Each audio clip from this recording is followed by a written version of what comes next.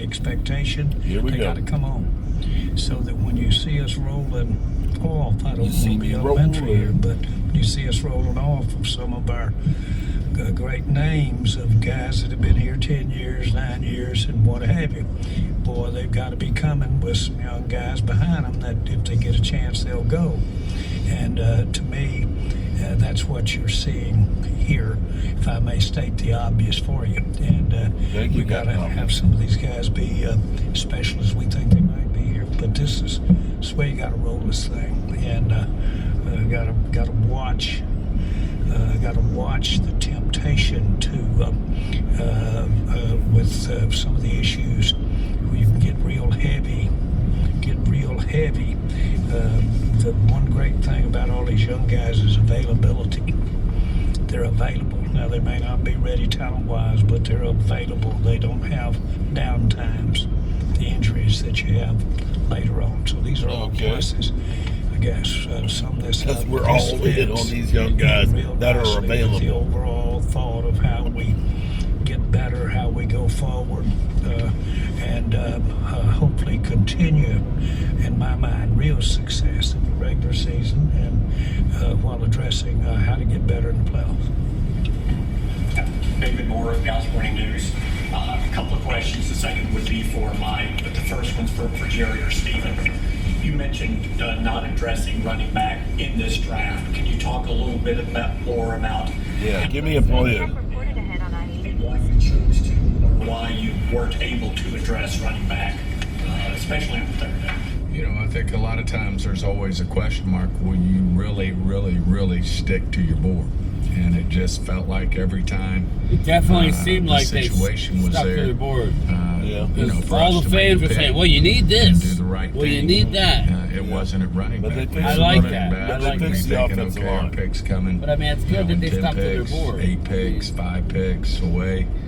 You know, there'd be a run, and then he might be taken, or we obviously had a group of running backs there in that space where I think there were 75 or 85 players that we had to watch leave the board, and we had a handful of backs. But you gave away your fourth round pick. Been backs that we would have considered, but it just didn't work out. And at the end of the day, you stay true to what you're about. And I think the obviously our corner here, Kalen Carson, he was just a guy that was sitting there, we call he's kind of just jumping out at you because of the grade we had on him versus the rest of the board.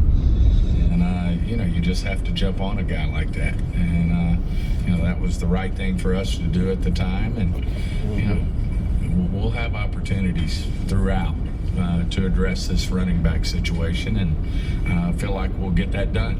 And it makes a running back's job a lot easier when the guys up front are doing their job. And I think we really helped that situation today in terms of the foundation of our offensive line group. And we just feel like we can address that situation as we go. And Mike, I know this position will still be addressed, but just in general, looking at it now, how you see managing this group by committee this season, and just maybe how it may be a little different than what it's been since you've been here. You referring to the running back still? Yeah. Yeah, definitely. I think just like anything, I mean, when you look at the running back position, you always want to have a 3-down back, and then also, the question that's always asked between the in our discussions, because obviously, we're building a 90-man roster, and then we'll get to the 53, and then ultimately the 48 is, everybody needs to do, 2 things, and that's where, the special teams comes into play. So if you look at the dynamics of the running back room right now, I mean, it's a young group, but they all have have upside. So I like our group. I mean, adding Royce was a really good addition for us. He's a proven player, but he's also a proven special teams player. So Rico's healthy. You got Deuce and you got Hunter, and then also let's not forget about Malik. So I mean, you have players that are all they're going to be here. The younger guys 2+ years, and we'll be much, I think they'll be better in the second year in the offense. Just some of the things that we've changed and adjusted coming from year 1 to year 2, because as I sat here last year, we put a lot more responsibility on our running backs, just with the new protection scheme that we added and so forth, and all those guys took a big jump. So yeah, I feel really good about where we are today, and as Steven's already stated, I mean it's not over. Clarence, before we start talking, Steven, you said all the time that people will scrutinize you, criticize you until you guys get it done in December, and you're ready to take the next step in the playoffs. Based on what you've done in the draft and free agency, how much better positioned are you to take that next step now? Jerry. I thought you were asking Stephen. This is all in. You started that stuff. You know that, don't you? Down to Senior Bowl. But the bottom line is that I think that relatively we have given ourselves a chance to be better at the end of next year than we were at the end of this year, because I'm figuring in now some young guys that last year didn't play as much as they're going to be playing this year, and some of the positive is there. But I'll also include this draft, which we all know is speculative because they're coming right out of college. There you go. But I strongly believe that by the time that we get to the end of the year, and that we will have success that could match in the regular season last year, and that we'd be in as good as better shape to compete in the playoffs. That's what all this is about. And we are not compromised because of cap, as much as I implied that it way in terms of handicapping. We're in a situation where these young players, where they're first, second, third year guys, they've got to start carrying the mail for the Cowboys. Mike, on Beebe, we're looking at him at center. What are the traits that you see in him that I think Dietrich Smith maybe made a move from tackle to center in Green Bay? What are the traits that you see in him that you say, okay, he can play some center for you? Well, I think if you just I know my particular process. You just start watching the film and hear our scouts talk about him, and then and going through the whole month worth of meetings. And I mean, I don't know how much film you've seen on him. I mean, this guy's a hell of an interior football player, and I know he's played every position at K-State. So the contact balance, the footwork, I don't recall another lineman in the draft dumping as many defenders on the ground as Cooper. So I just love his play style, and then our scouts do a tremendous job of getting to know these young men and seeing how they're wired, and you get a lot of postseason information, and everybody you talk to thinks it's a no-brainer for him to go in there and play full time, because he has played center in his college career. So I just think he's an excellent fit, but I love his play style, and that's where it starts, and we can't have enough of those types of players on our team. John. John Show is The Athletic. Will, you've talked about it before, but what's like the rest of today like for you guys with the undrafted, free agency? If you could just take us kind of through the process of what goes on there. Yes, that's the other part of the draft. It's the players that didn't get drafted and that you have some love for, and you think that they can add some to your roster. So now we're dividing those up. We're looking at guys, and we're it's a competition. It's almost a free market. And we're talking to guys about opportunities and the best chance for them to get on the field, and our history and with free agents and guys making the roster, and attacking guys at positions that we think we need and players that we think will improve us. So that's going on right now. It'll probably go on for another couple of hours till we settle it down, but we're trying to get those guys to fill in those holes and make us a better roster. And it's especially this year, the draft, there was a lot of players that were draftable, and with guys going back to school, that pool might be a little bit tighter that of the free agents. So you've got to be concentrated and know what's out there and what you prefer. You could be chasing your tail. We're very targeted on the guys that we want to go after and have a good chance of getting those, and that adds more value to the draft class. We had about 10 players left on our board, and obviously they were a focus to go along with the group we call our 7/8s, which are priority free agents. And we're hot and heavy on those, and that's where that's like you said, Will. That's the second part of our draft, and I think so far we're looking like we're doing a pretty good job. I mean, that's ongoing while we're sitting right here, but there's a real methodical way that we go, about the mechanics of how we make that happen. For Mike, how does that process compare to maybe when you were in Green Bay to now? And do you like to be involved heavily in that, or do you leave it more to the scouts? Just what is your process? I was on the phone with one of our best ones right before we walked in. You got to call back, and the reason y'all waited a little bit because literally wanted him on the phone with him talking to him. It's an excellent process here. I mean, obviously being at other organizations, but just the coordination that the personnel department does ahead of time, and and the relationships not only with the agents but the kids, and and also these young men are still waiting, hopefully, to get drafted too. So there is an early part of it, but it's extremely organized, and it's clearly the most productive rookie free agent system that I've been a part of. I think the opportunity to take advantage of this market has been a premium for us, and I think the numbers of current rookie free agents on our squad, that are here today. It doesn't look like you guys worried about getting fired. I gotta be honest with you. Sean Payton was on the. I almost think he that. was trying to get. We're going to send you, but we need to improve our bonus offer to Romo. And that's where he got his from 10 to 15. Elway was on the line with him at Denver. I thought Sean was biased because Romo was from his school. Was happy to be a D coordinator. He had been in there trying to get us to take him. And so we were sitting there, and he finally squeezed out another $5,000, and we won the bid for 15 for Romo. Sources tell the Cowboys, Zeke Coming, so, classic 1 year deal is looking like $3 million. That could turn into $4 million. Can work. If he plays in 17 games. I'm actually. The Harris Dallas Cowboys .com. This can go I'm actually okay with it. You see how many running backs we have in that room. Deuce Vaughn, Rico, Hunter Lupke. I really love those guys. And Zeke needs to have a better ending.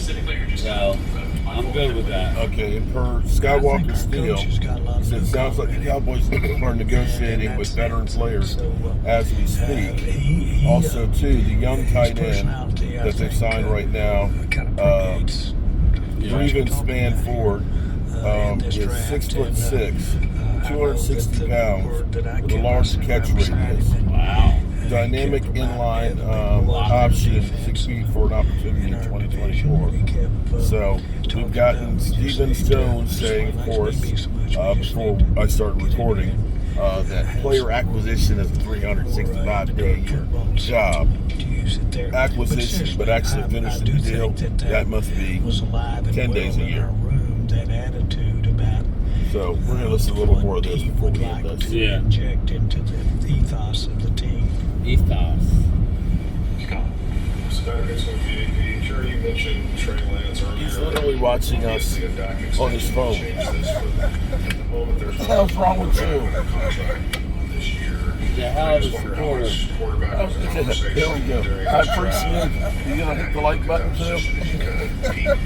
This year and in the next few years. Because of the uniqueness of our negotiations with Dak, anticipation of where that might go, then what I will dwell on is the fact that all quarterbacks are under contract for this year.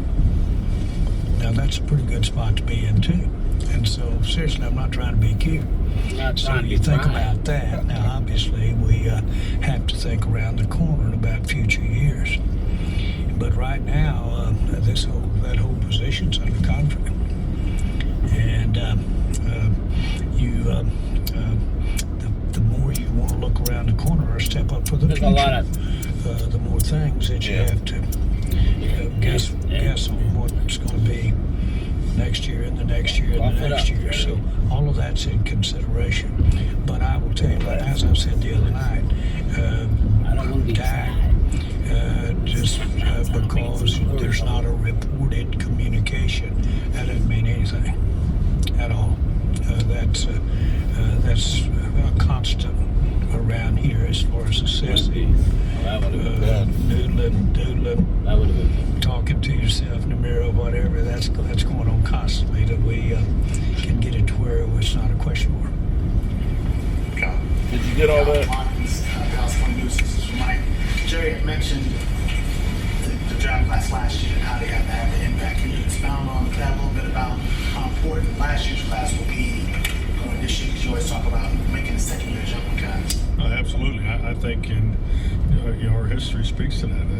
Our young guys have played early, maybe played a little earlier than most of the teams I've coached. So, yes, I think that last year's class will definitely take that jump, and I think also that we're talking too hard about for them to take a the jump. three young lads that have been on injury reserve. I mean, and you got to remember, we get to watch these guys come in here every day and go through rehab. Watch them work on the field with Britt Brown and so forth. So those are those extra players that we're excited about. And at the end of the day, this time of year is about building the most competitive 90-man roster. And I think we've been hitting the target all month preparing for this, and we feel really good about what we've accomplished so far. And now the next step is rookie orientation, off-season program. You got the 5-week summer plan. One thing about the National Football League, it works on 6-month schedules. And we all understand what we want to do next year, but we got a lot of work to do. And a lot of work. This big piece is over. It'll be great to get these young guys in here and get to work with our veterans. Son, the Athletic. Jerry, at the Senior Bowl, you mentioned that you singled out the rush offense and run defense as two areas you guys wanted to improve this offseason. How do you assess those two areas now with the draft in the books? Well, we got bigger. Ain't no lie. And both maybe the most important part of the run game. We got bigger in the offensive line. Yeah. And so, seriously. And so you could say bigger. that over on the defensive side of the ball, really. I think we all know that we need to adjust in those areas. You got to adjust someplace unless you want it, and you probably need to adjust when you win it.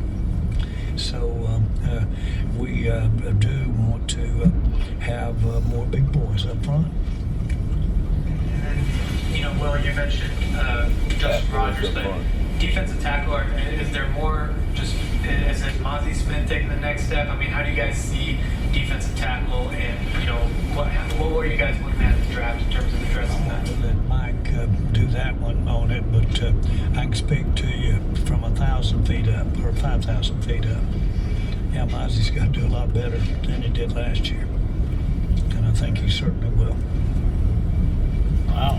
Whoa. Yeah, definitely. I think Mazi's an example of a young man going through the first year, and every rookie season is different, and there's lessons to be learned. And not to mention the pressure that came. Yeah. And he heard the noises about him being a bust. Yeah. He's doing the things playing in Dallas isn't easy. It ain't easy, bro. It ain't University of Michigan, that's for sure. Joseph Boyd, Monster Live. Well, you mentioned that there were a couple guys that you guys liked pretty early. A couple guys we talked to on the phone said that they were even a little surprised to get that phone call from you guys and 30 visits or stuff like that. When you like a guy early, you've identified that. How does the rest of the process kind of go in terms of kind of reaffirming that and scouting that out? There's not only the 30 visits that come in because you guys do a really good job of sniffing that stuff out. People tend to, we look at other teams to try and find those trends and tendencies. And so if we don't bring guys in, we're still going to spend that time with them, the area scouts, the coaches from a Zoom meeting, the coaches going out to workouts. And so all of that is to gather information on who the guys are and if we can coach them and they fit into our deal. So it's an ongoing process that we'll do in a number of different ways. You can only bring a certain number of guys in for 30 visits. So we try and structure those out a certain way. And we try and structure out our exposures to guys in the different ways that are available to us to make sure that we have enough information on them. And then do you kind of find that sometimes those first impressions and those early things you liked about them kind of end up coming to the forefront a little bit in the draft war and when you guys are on the clock? Yeah, 100%. And because what we do is we gather information. We talk to people about those people, all right? That starts to formulate the opinion. Then we get our chance to spend time with them, and if those things match, and then the external people that talk to them. So we try and match all of that information together to figure out who the guy is as best you can. You wouldn't be telling everybody how great of an interview Jonathan Brooks had. Basis to know if they football, if they're Even work though I hard think enough, that was it's a smoke important. screen. They clearly were never taking a running back. They could say that all they want. Position on your guys' roster is tight end. You guys had Brevin Smith for it. You agreed terms. Harvard Praise Dr. Greg that you did. What is that competitive young I'm gonna leave it right look there. like? How good of competition do you think that We'll will be? discuss it some more.